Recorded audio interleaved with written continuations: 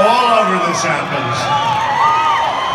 If it's okay, I'd like to have a moment of silence for the victims of the Paris attacks, please.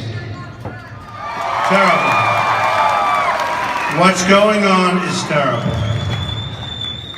And when you look at what happened in that case, it was just reported, one from Syria. Our president wants to take in 250,000 from Syria.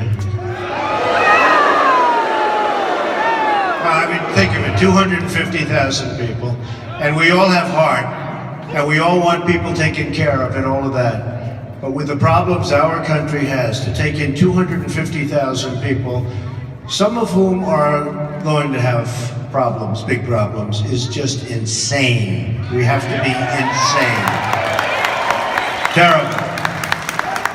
And when you look at Paris, you know, the toughest gun laws in the world, Paris. Nobody had guns but the bad guys. Nobody. Nobody had guns.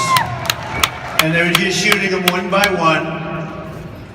And then they broke in and had a big shootout and ultimately killed the terrorists. And I'll tell you what, you can say what you want, but if they had guns, if our people had guns, if they were allowed to carry,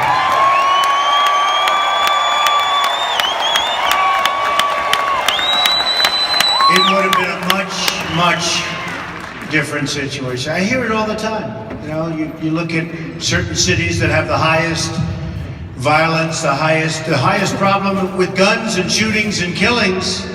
Chicago, as an example, toughest gun laws in the United States. Nothing but problems. So our country better get smart, because we're not smart right now.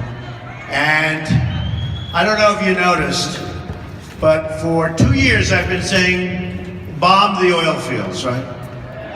Because that's the source of their wealth. That's the source of their wealth. How about this? We have to be unpredictable, right? And I say that all the time. Somebody said the other day in one of the newspaper, Trump's unpredictable. That's a great compliment. Yes, it is. You know, I tell the story. Recently, there was a story about me on a business deal, and I won. I really beat the hell out of these people, which was fun. They weren't very nice, but they interviewed the people a while ago, and they said, "What do you think of Donald Trump?" They said, "He's so totally unpredictable."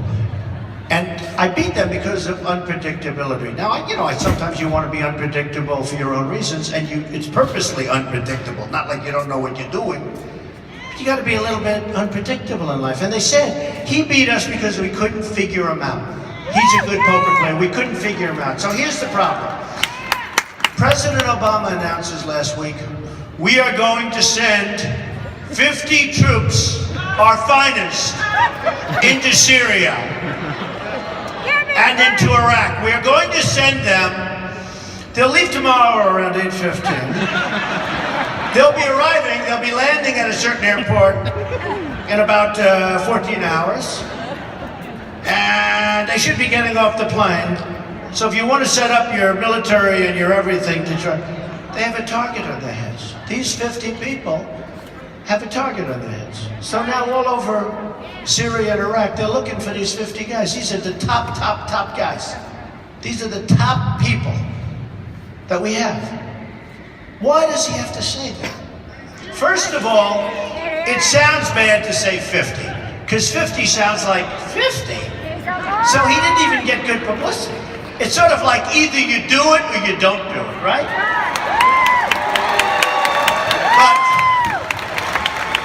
But these are 50 of our absolute finest. Why does he have to say that we're sending them? Why couldn't he just send them? And they go there quietly, and they do their job, and there aren't people looking because nobody knows they're there. He is so bad. He is so damn bad. It's like, we shouldn't have been in Iraq, and I should get points for vision, because I'm the only one on the stage. Now, I'm not a politician, thank goodness, although now I am. But I said, don't be there. That was a long time. Reuters, long time ago. They sent a delegation to the White House because I was getting so much publicity on it to try and convince me. I said, but you know, the problem is you're going to destabilize the Middle East. You have Iran and Iraq that are the same in terms of strength. And they fight all the time. These people fight. That's what they want to do. They want to fight. What the hell are we doing?